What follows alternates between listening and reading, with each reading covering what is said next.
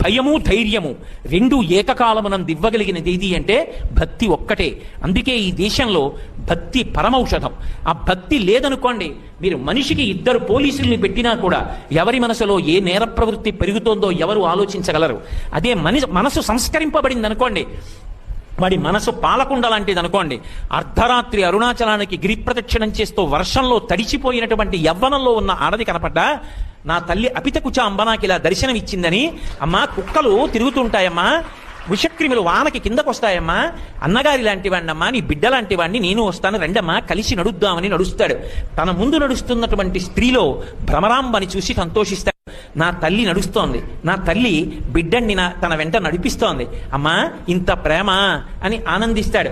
ఆ భావన కలిగింది అనుకోండి, నేను పురుషుణ్ణి అనుకుంటే పాలు పొంగుతాయి, అమ్మా అని పిలవగానే పాల మీద నీళ్లు పాలు కిందకి పెడతాయి. ఆ ఉత్తమమైనటువంటి సంస్కారము, ఉత్తమమైన భావన పరంపర దేని చేత వస్తాయంటే భక్తి చేతనే వస్తాయి. భక్తి మౌఢ్యము కాదు, భక్తి మనిషిని పాడు చేసేది కాదు. భక్తికి ముందు అసహ్యకరమైనటువంటి పేర్లు పెట్టడం, భక్తి తర్వాత అసహ్యకరమైన పేర్లు పెట్టడం, తగుదునమ్మా అని భక్తి వల్ల సమాజం పాడైపోతోందని తీర్మానాలు చేయడం మహాసాహసం.